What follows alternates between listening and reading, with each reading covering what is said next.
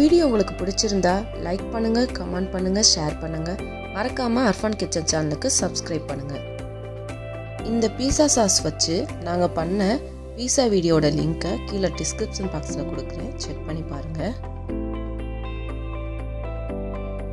ஈஸியா சமைக்கலாம், ருசியா சாப்பிடலாம். Bye by.